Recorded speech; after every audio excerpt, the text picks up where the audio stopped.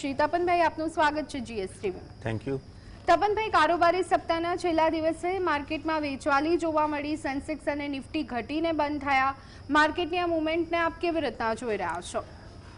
Market છે ને એક રેન્જમાં ફરી રહ્યું છે જે 24,500 થી 25,100ની વચ્ચે, અને માર્કેટ ડિસાઇસિવલી 25,000 ઉપર જઈ નથી રહ્યું. એનું રીઝન એક જ છે કે એનો ગ્લોબલ જે અનસર્ટિનિટી છે, જે ટ્રમ્પના બયાન આયા કરે છે એનો એ ખબર નથી પડી. પ્લસ જે કોર્ટ કેસ હવે છેલ્લા 2 દિવસથી જે ચાલી રહ્યું છે, પહેલાં એક દિવસ પહેલાં એવું ખબર પડી કે ભાઈ આ જે કોર્ટે એવું નીચેલી જે કોર્ટે એવું ડિસિઝન આપ્યું કે ભાઈ ટ્રમ્પે જે ટેરિફ લગાવ્યા છે એ બે બુનિયાદ છે, લગાવી ના શકે. અને ગઈકાલે પાછો એક ચુકાદો આવ્યો કે હમણાં સુધીમાં જેટલા ટેરિફ લાગ્યા છે એ કન્ટિન્યુ રહેશે. એટલે માર્કેટ થોડું નો અસમજમાં છે કે હવે અહીંયાથી જવું ક્યાં.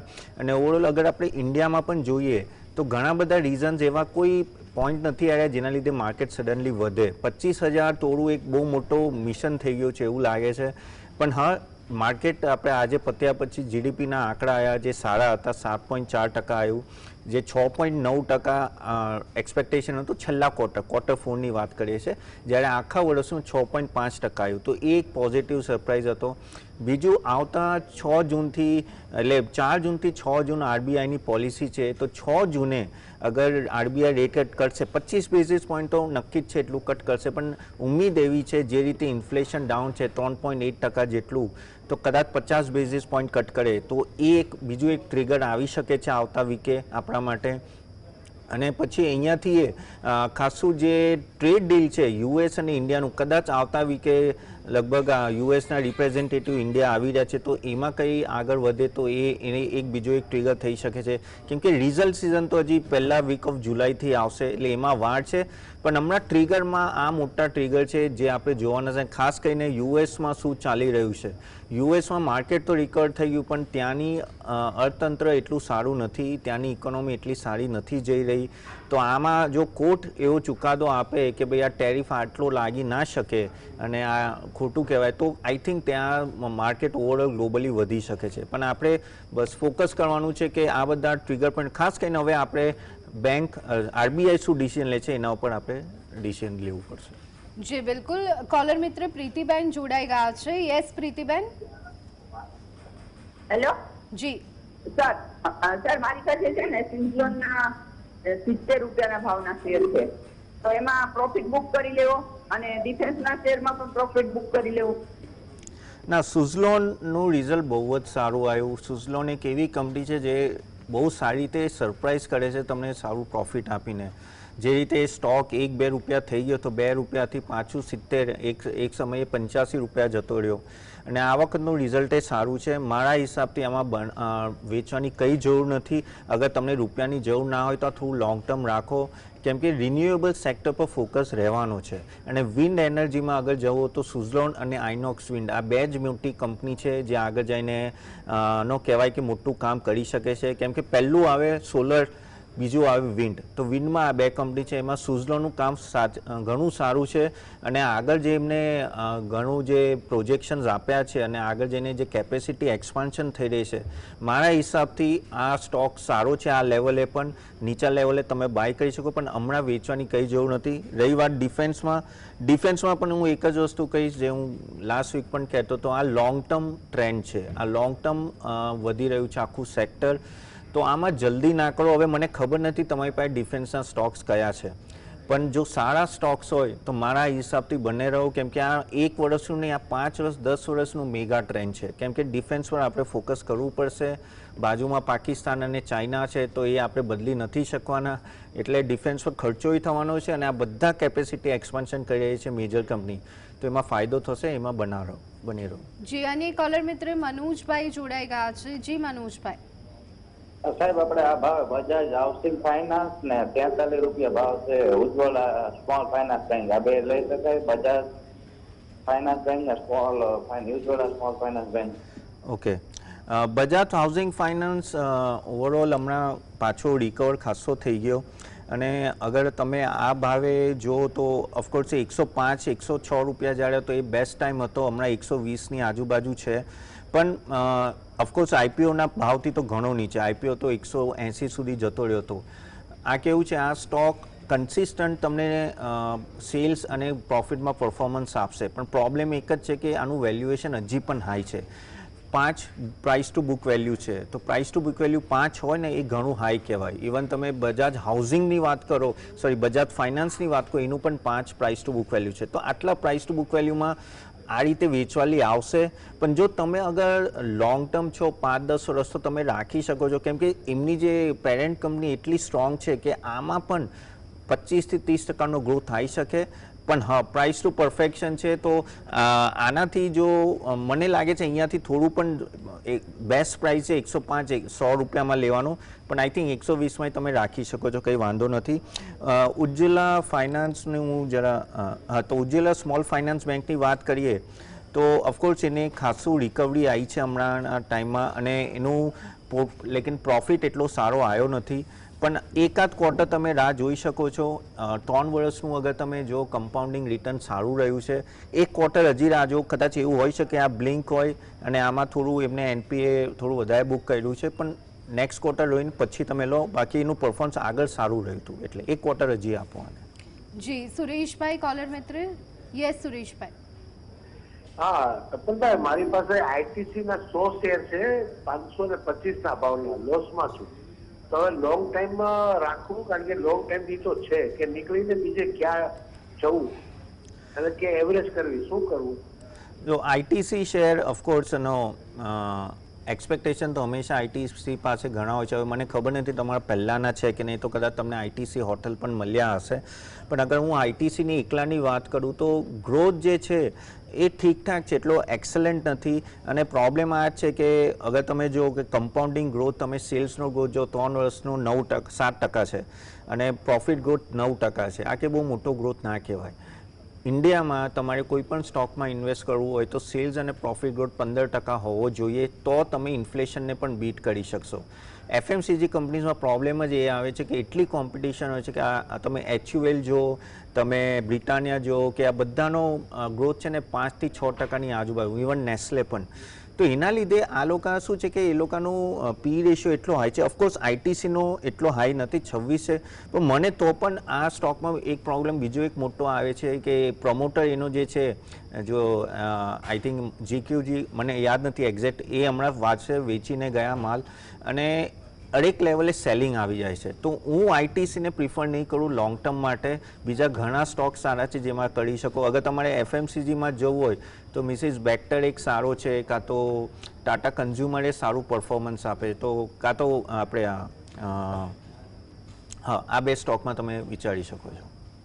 ઓકે, અને કોલર મિત્ર મિતેશભાઈ જોડાઈ ગયા છે. યસ મિતેશભાઈ. હા, જય કોપ વિશે મારે પૂછવું છે. જી. જય કોર્પોરેશન. ઓકે.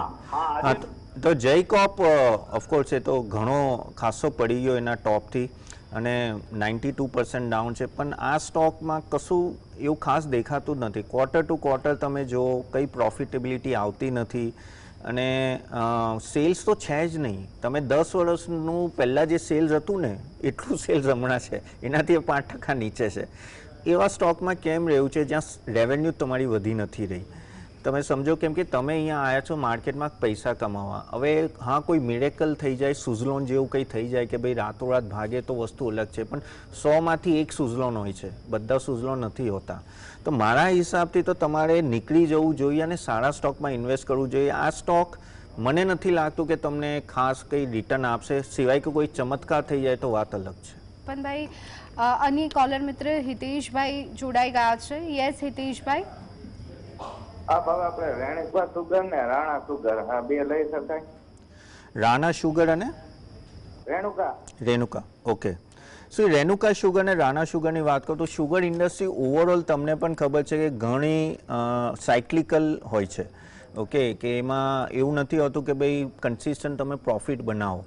અને આના લીધે તમારે શુગર ઇન્ડસ્ટ્રીમાં જો ઇન્વેસ્ટ કરવું હોય ને તો પહેલાં તો તમને ઇનસાઇડર નોલેજ હોવું જોઈએ કે ભાઈ ઇથેનોલનું શું થશે, ગવર્મેન્ટની યુપીની પોલિસી શું થશે ને એ બધું, તો જ તમે આને પકડી શકશો. નહીંતર એવા ફસાશો કે ભાઈ લાંબા સમયથી નીકળી નહીં શકો. અગર તમે રેણુકા શુગરની પણ અગર વાત કરીએ આપણે, તમે જો કે કેટલું કંઈ 3 વર્ષથી કંઈ રિટર્ન જ નથી આપ્યું, 11% માઇનસ છે. અને રાણા શુગરનું પણ એવું છે. તો આવા સેક્ટરમાં તમે ઇન્વેસ્ટ કરશો ને તો પ્રોબ્લેમ એ જ છે કે તમને ખબર નહીં પડે ક્યારે સાયકલ ટર્ન થઈ જશે.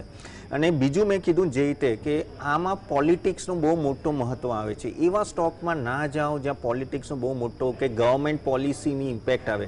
કેમ કે ઇથેનોલનો ભાવ જે રીતે ગવર્મેન્ટ ડિસાઇડ કરે ને જે રીતે કંઈ સબસિડી આપે એના ઉપર બહુ બધું ડિપેન્ડન્ટ હોય છે. અગર હું આ બેઉના ફાઇનાન્શિયલ્સ પણ જોઉં સેજ્જે સારા નથી. તો મારા પ્રમાણે તો આ સ્ટોક્સમાં રહેવું ના જોઈએ અને સારા સેક્ટરમાં જાઓ. ડિફેન્સ છે કે બેન્કિંગ છે, NBFC છે, ઇવન રિયલ એસ્ટેટ, ત્યાં જાઓ, ત્યાં વધારે તમને રિટર્ન મળશે. અને કોલર મિત્ર જ્યોતિબેન. યસ જ્યોતિબેન. તપનભાઈ, મારા પાસે થાઇરોકેર 1082 ના લીધેલા છે. હવે એમાં કંઈક મુવમેન્ટ આવે છે તો તમને શું લાગે છે કે ક્યાં સુધી ચાલશે? હવે થાઇરોકેરની આપણે વાત કરીએ તો ઓફકોર્સ તમને પણ ખબર છે કે ઇનિશિયલી જ્યારે કોવિડ વખતે આ બધા સ્ટોક ખાસા ચાલ્યા હતા અને ત્યારે લેબોરેટરીને એ બધી ખાસી ડિમાન્ડમાં હતી. પણ પછી આ બધાનું એવું રીતે ગ્રોથ નથી થયો. અને બીજું આ ઇન્ડસ્ટ્રીમાં છે ને હવે કોમ્પિટિશન બહુ વધી ગઈ છે. હવે ટાટાને એ બધા પણ મોટી કંપનીઓ પણ એન્ટર થઈ છે. કેમ કે ઘણું કોવિડ પછી બધાને લાગ્યું કે આ બહુ લુક્રેટિવ સેગમેન્ટ છે. એટલે બધા જ મોટી MNCથી માંડીને નાની આપણી મોટા ગ્રુપ કંપનીઓ પણ આવવા લાગી, રીતે ટાટા. અને એ પછી છે ને ડિસ્કાઉન્ટેડ ભાવમાં બધી આપે. તમે હવે ગલીમાં જોશો લેબોરેટરી તમને મળશે. થાઇરોકેર એના લીધે જ ફેમસ થઈ હતી એ વખતે. એટલે કોમ્પિટિશન બહુ છે. અનલેસ આજ પાછું કોવિડ આવે અને કોવિડના નામથી જ થાઇરોકેર વધવા લાગશે, પણ પાછું કોવિડનું થોડું ઓછું થશે એટલે થાઇરોકેર નીચે. એટલે આમાં પણ એવી જે તમે 4 વર્ષ પહેલાં જે કહેવાય ને કે રિટર્ન મળી શકતું હતું એ હવે કદાચ તમને મળશે નહીં. સિવાય કે આ લોકો સેગમેન્ટ આખું ડાયવર્સિફાઈ કરે અને પ્રોપર R&Dમાં જઈને બીજી રીતે ફાર્મામાં ઘૂસે તો. અધરવાઇઝ મને નથી લાગ્યું થાઇરોકોર તમને એટલું રિટર્ન આપે ઓવર ધ ટાઈમ. જી સુરેશભાઈ કોલર મિત્ર. જી સુરેશભાઈ. હેલો જી. તપનભાઈ, મારો પ્રશ્ન છે, હિન્ડાલ્કો બહુ ઘટ્યો છે તો હવે લઈ શકાય? હિન્ડાલ્કો ખાસો ઘટ્યો છે. એનું one of the main reason જે છે કે ગ્લોબલ, જો આ બધા મેટલ કંપનીમાં એવું છે ને કે ગ્લોબલ સિચ્યુએશન બહુ બધું ડિપેન્ડન્ટ છે. હમણાં ચાઇના પણ ઠંડુ છે, હમણાં US પણ ઠંડુ છે અને એના લીધે મેટલ ઇન્ડસ્ટ્રીમાં પણ ખાસું એવું ડીપ દેખાય છે. એમાં પણ હિન્ડાલ્કો ઓવર ધ યર્સ સારું પરફોર્મન્સ આપ્યું છે. હજી આપણે કહું કે 18% ડાઉન છે એના ટોપથી, તો જે બહુ સારું કહેવાય. ઓકે, પણ આ વર્ષે હજી રિટર્ન નથી આપ્યું. પણ તમે અગર 3 વર્ષ 4 વર્ષની પણ વાત કરો તો પ્રોફિટ ગ્રોથ ઓકે છે, બહુ ખાસ નથી. પણ આ સાયક્લિકલ બિઝનેસ છે અને મારા હિસાબથી હું હજી રાહ જોઈશ, કેમ કે હજી પણ ગ્લોબલ સિચ્યુએશન એટલી સારી નથી. અગર જો US સિરિયસલી અગર આ ટેરિફ લાગે તો USના રિસેશનના ડર વધે છે. ચાઇનાની હાલત સાચે ખરાબ છે. તો ગ્લોબલી અગર મેટલ ઇન્ડસ્ટ્રી સારી નહીં કરે તો હિન્ડાલ્કો પણ નહીં કરે. એટલે મને એવું લાગે છે કે તમને હજી થોડી રાહ જોઈ તો જોઈ શકો છો. આમાં તરત મને નથી લાગતું કે બહુ મોટો હાઈ આવશે. મહેશભાઈ કોલર મિત્ર. જી મહેશભાઈ. મારી પાસે આયોનેક્સ વિન્ડ જૂના ભાવના હતા, હવે લોસમાંથી પ્રોફિટમાં આવેલો છું. તો હવે એમાં કન્ટિન્યુઅસ ચાલુ રહું. અને બીજા આયોસી એમાં પણ છે ને જૂના ભાવમાં લોસમાં હતા, અત્યારે ઇક્વલ ભાવમાં આવ્યો છે. તો એમાં ચાલુ રહું કે નીકળીને બીજા કોઈ સારા શેર કહેજો. આઈઓસી અને પહેલો સ્ટોક કયો કીધો હતો? આયોનેક્સ વિન્ડ. આઇનોક્સ વિન્ડ. ઓકે, સો આઇનોક્સ વિન્ડની તો મેં પહેલાં પણ વાત કરી તમને કે સ્ટોક ઓવરઓલ એને સુઝલોન આ બે એક એવા સ્ટોક છે ને જે સિરિયસલી વિન્ડ એનર્જીમાં બહુ મોટું કામ કરે છે. અને આઇનોક્સ વિન્ડનું પણ રિઝલ્ટ સારું આવે છે, એનું પરફોર્મન્સ પણ ઘણું સારું છે. નો ડાઉટ એ થોડું મોંઘો છે. અગર તમે પી રેશિયો જો તો 82નો છે, એટલે સસ્તો તો ના કહેવાય, પણ એનું પરફોર્મન્સ આવે છે. જો સ્ટોકમાં અગર પરફોર્મન્સ આવતું હોય તો વેલ્યુએશન હંમેશા હાઈ રહેવાનું. અને આઈ થિંક આ સ્ટોક તમે રાખો આઇનોક્સ વિન્ડ. મને લાગે છે અહીંયાથી તમને સારું રિટર્ન ઓવરઓલ આપી જશે. બીજી વાત રહી આઈઓસીની, તો આઈઓસીમાં તો એવું છે ને કે ઇન્ડિયન ઓઇલ કોર્પોરેશન એ ખાસું ઓઇલ પ્રાઇઝીસ પર ડિપેન્ડન્ટ છે. અને કેમ કે બેઝિકલી ઓવરઓલ હાઇડ્રોકાર્બન એ બધામાં ઇન્વોલ્વ છે અને ઓફકોર્સ એ બધાનું પ્રોબ્લેમ એક જ છે કે ક્રૂડ ઓઇલથી ડિપેન્ડન્ટ છે. તો તમે જો અગર આઈઓસી લેવું હોય તો જ્યારે હાઈ થાય ત્યારે તમારે નીકળી જ જવાનું. આ સ્ટોક એવો નથી કે તમને કમ્પાઉન્ડિંગ રિટર્ન આપશે ઓવર ધ ટાઈમ. અને હમણાં થોડું ઉપર આવે છે, પણ અગર અહીંયાથી હજી ઉપર આવે તો મારા હિસાબથી તો નીકળીને આઈ થિંક તમે બીજે જાઓ. હમણાં ઓઇલ માર્કેટિંગ કંપની સારું કરી રહી છે, કેમ કે ક્રૂડ ઓઇલ નીચે છે, 64 છે, જે હવે તમે BPCL લેશો, HPCL, IOC એ બધા સારું કરશે હમણાં, કેમ કે ભાવ નીચે છે એટલે ઓઇલ માર્કેટિંગ કંપનીને ફાયદો થશે. ભાવ જેવો ઉપર વધશે ને આ બધા સ્ટોક નીચે આવશે, એટલે આ સાયક્લિકલ છે. એટલે તમારે એટલું જોવાનું કે આ હમણાં ટ્રેન્ડમાં રહો, ઉપર બહુ આવે તો તમે નીકળી શકો છો. સરલાબેન કોલર મિત્ર, જી સરલાબેન. ₹12 લેખે 6000 શેર છે તો શું કરું? ફરી એકવાર સરલાબેન. વોડાફોન આઈડિયા, ઓકે, ₹12 લેખે 6000 શેર છે. વોડાફોન આઈડિયા હજુ તો એક એવો પ્રોગ્રામ નહીં ગયો જાણે આ સ્ટોક ના પૂછાયો હોય. પણ વોડાફોન આઈડિયામાં એવું જ છે કે આપણા મેક્સિમમ રિટેલ ઇન્વેસ્ટર ફસાયેલા છે, અને આપણે હંમેશા એ ₹7 સ્ટોક છે એમ કહીને બધા એન્ટ્રી લઈ લે છે અને બહુ ખરાબ રીતે ફસાઈ જાય છે. અને હું દરેક વખતે હું કહું છું કે આવા સ્ટોકમાં જ્યાં 2.5 લાખ કરોડની લાયબિલિટી હોય, તમે ક્યાંથી પે કરવાના? તમારું જે ઇબિટા હોય, ઇબિટા કરતાં મોટી તમારો ઇન્ટરેસ્ટ કોસ્ટ છે. તો એવો યાની કંઈ એટલે મિરેકલ જ થાય તો વોડાફોન આઈડિયા પાછું આવી શકે છે. હા, વચ્ચે વચ્ચે ગવર્મેન્ટે સ્ટેક લઈ લીધો અને થોડું થોડું કહેવાય ને કે ભાઈ ઇન્ટરેસ્ટ માફ થઈ જાય છે ને એવું બધું થાય છે, પણ કોઈ એવો ઉકેલ નથી જેનાથી આનું લાયબિલિટી ઓછી થાય. મારા હિસાબથી ટોટલી નો છે આ સ્ટોક માટે, અને ઇન્વેસ્ટ કરવું પણ ના જોઈએ. આપણે બહુ એવું ના વિચારો કે અહીંયાથી બહુ મોટો અપસાઇડ આવશે, કેમ કે ભારતી અને જે જીઓ જે ફાઇટ આપે છે, અને એ લોકો 5G પહોંચી ગયા અને હજી આ 3Gમાં ફરી રહ્યા છે. તો મારા હિસાબથી તો નીકળી જવું જોઈએ. તમને એક વચ્ચે જો 8-10 રૂપિયા આવે તો નીકળી જાઓ અને બીજા ભારતી લઈ લો, એ સારો છે, એ લઈ લેવાય તમારાથી. પિયુષભાઈ કોલર મિત્ર, RK4 ફરી એકવાર. RK4 ફરી એકવાર પિયુષભાઈ જણાવશો. RK4 850 ના છે. નથી ખબર પડી. સ્ટોકનું નામ ખ્યાલ નથી આવી રહ્યું પિયુષભાઈ. તપનભાઈ, જીડીપીના આંકડામાં સુધારો જોવાયો છે, ત્યારે શું આગામી સપ્તાહે માર્કેટ ઉપર તેની કોઈ અસર જોવા મળી શકે છે? આ એક પોઝિટિવ તો કહેવાય. જીડીપીનો આંકડો જે 6.9% એક્સપેક્ટેશન હતું લાસ્ટ ક્વાર્ટર, એના સામે 7.4% આવ્યો, તો એક પોઝિટિવ સેન્સ છે, કેમ કે બધાનું એક્સપેક્ટેશન એવું હતું કે કદાચ એનાથી ઓછું ના આવે. પણ હા, ઓવરઓલ આપણે વર્ષનું 6.5 છે, તો એક ગ્રોથ છે, નોર્મલ ગ્રોથ છે. પણ અહીંયાથી મને એવું લાગે છે ગ્રોથ આપકો ઉચકાશે, કેમ કે ઇન્ફ્લેશન હવે કંટ્રોલમાં છે. અને અગર જો આવતા વીકથી ઇન્ટરેસ્ટ રેટ કટ, અગર RBI 50 બેઝિસ પોઈન્ટ કટ કરે તો સહીમાં આપણે માર્કેટમાં થોડું પોઝિટિવ સેન્સ દેખાશું, કેમ કે હવે આપણું નેક્સ્ટ ટાર્ગેટ શું છે? 25,000 તો પહોંચી ગયા. હવે આપણું જે ઓલ ટાઈમ હાઈ છે 26,200 નિફ્ટી લેવલે. હવે એ લેવલે પહોંચવું હોય તો ઘણા સારા એવા પોઝિટિવ ન્યૂઝ જોશે, જેમાં I think RBI rate cut plus India USની જે પોલિસી છે, અને ખાસ કરીને યુએસમાં અગર આ બધા ડિસિઝન આવે કે જે ટેરિફ પર થોડું ઓછું થાય, અને ચાઇના અને યુએસનો પ્રોબ્લેમ એ જ ચાલ્યો કે ચાઇના અને યુએસમાં હજી પણ કહેવાય છે કે 9 જુલાઈએ જજમેન્ટ ડે છે, પણ 9 જુલાઈ સુધી કંઈ એવું લાગતું નથી કંઈ થાય. તો એના લીધે થોડું પ્રોબ્લેમ રહેશે, કેમ કે ત્યાંના બોન્ડ યીલ્ડ ઘણા વધી ગયા છે 4.5, ને જાપાનની પણ હાલત ખરાબ છે, 260% ડેટ રેશિયો છે જીડીપી. ચાઇનાની હાલત ખરાબ છે. એટલે એ ગ્લોબલ એટલા પોઝિટિવ નથી, આપણા ત્યાં પોઝિટિવ છે, પણ જોવું પડશે કંઈ સારા ન્યૂઝ આવે તો. નરેશભાઈ કોલર મિત્ર, યસ નરેશભાઈ. હા સાહેબ, મારો સવાલ છે મજગાંવ ડોગ રિઝલ્ટ ખરાબ આવ્યું છે તો એમાં શું કરાય? અને GRAC ગાર્ડન બ્રિજ. ઓકે, મઝડોગનું સાચે આ વખતે ખાસું ખરાબ રિઝલ્ટ આવ્યું, જે એક્સપેક્ટેશન નહોતું એનું, અને આજે 7% પડી પણ ગયો. અને હવે કેવું છે કે એમની કોમેન્ટ્રીને તમે સાંભળો તો કે ભાઈ બધા એમની પાસે સારા એવા ઓર્ડર બુક છે અને બધું જ છે એમને, અને ઓવરઓલ આ મોનોપોલીવાળી કંપની છે. તો હજી હું તો કહું કે એક ક્વાર્ટર આપણે રાહ જોઈ શકો, કેમ કે તમે ક્વાર્ટર ટુ ક્વાર્ટર જુઓ તો એને હંમેશા સારું પરફોર્મન્સ આપ્યું છે. આ વન ઓફ હોઈ શકે, પણ કેમ કે આગળના પણ જે ઓર્ડર્સ મળવાના છે આને જ મળવાના છે, સબમરીન હોય કે બધાના. થોડું પેશન્ટલી તમારે વેઇટ કરવું પડશે, કેમ કે આવું થશે.